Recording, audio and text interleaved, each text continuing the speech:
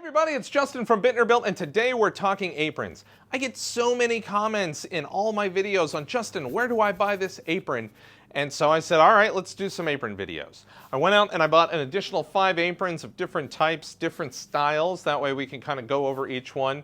When I was going to put this together, it was going to be an hour-long video, so I'm breaking them up into individual videos here in a series. So make sure you jump around and check the different videos out, and let's get started.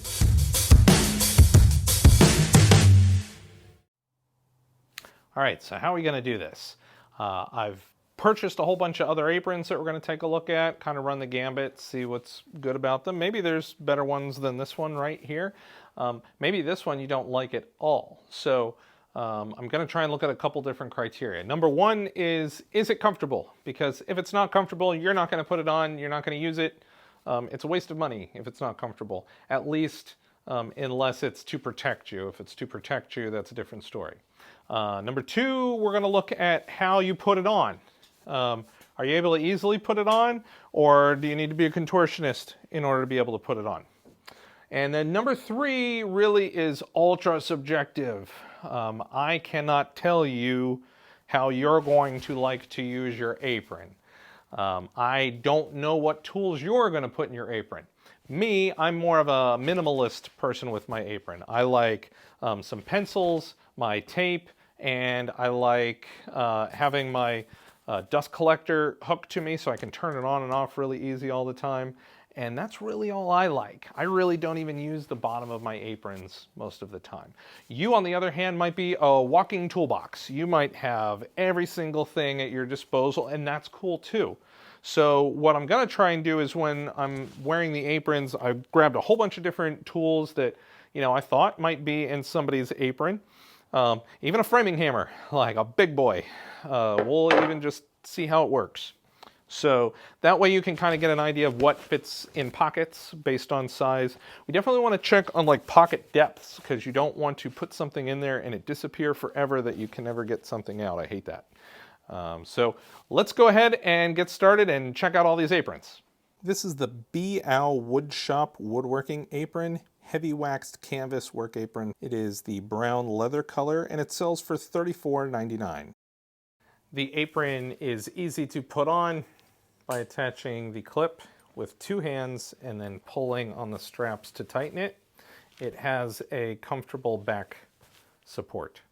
This apron is incredibly hard, rigid, and waxy. I kind of feel like a robot a little bit. If I'm bending over, it creases heavily as I bend over. The length goes to the top of the knee, which I like. It's comfortable for me. These straps, they're obviously long so that you can adjust it. Once you do adjust it, cut off these straps, because otherwise they're going to be super annoying being out there. It has good coverage over to the side of the body. So this apron has a large pocket in the top with 2 smaller sides supporting. It has a small brass clip and a small brass loop. 2 large pockets that are very square in size and go into the middle of the apron. And then it has these 2 very different loop to a pocket here.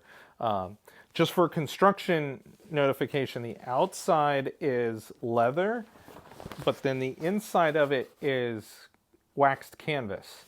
So I don't think you should be putting a very sharp object in there, because it could poke out, and it's definitely in the wrong place for a sharp object to be poking out. So let's go ahead and check out the top. We have places for our pencil. This is very waxed, so these pockets are even very rigid. We got our spring punch here. So let's go ahead and test the depth with the spring punch of this pocket. And way too deep. The spring punch comes to here. It's impossible to get out now unless I take off the apron. So these 2 pockets, you only want to put something that has an actual clip on it, because if you don't, it will descend further in there and you won't be able to get it out. The center pocket will fit a standard iPhone 14, and it is big enough where it will pretty much fit any size phone. you can keep this elastic Velcro strap here, or you could also tuck it in. That's what I do with my aprons, or you could even cut it off if you don't use it like that. I like to use mine as my primary area where I keep a lot of my markers and pencils in here. Particularly, I like to put this guy in here, scoring knife. So I can get quite a bit in here. When I fill up this pocket, it bulges out, not in. So that is preferred. This guy, I have no idea what to clip to this. I would not want to put my dust collector remote here because it's now dangling so low. If I lean against anything, all of a sudden my dust collector is going to start turning on. So I don't like that for either of these. Frankly, I'm at a loss for what to do with these guys. Up here on the loop, great spot for safety glasses. Great spot for remote. Then we move down to these two large pockets. These two large pockets are really a catch-all. I mean, almost any tool right here can fit in there. We can definitely use a large tool to illustrate. Yes, you can fit pretty much anything in here. Then you have the really weird ones in the middle here.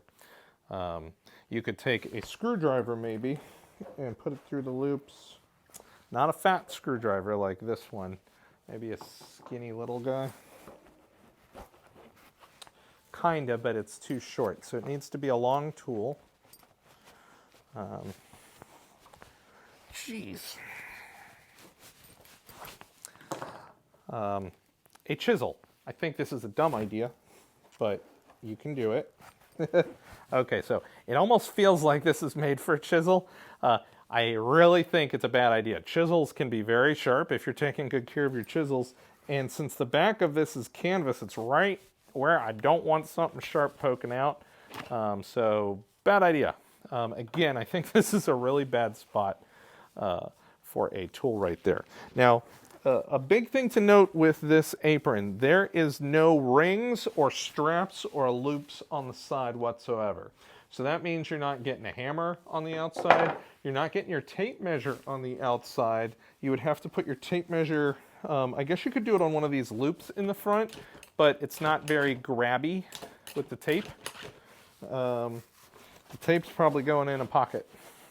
I guess these loops right here, things could clip onto it like we're clipping onto this loop.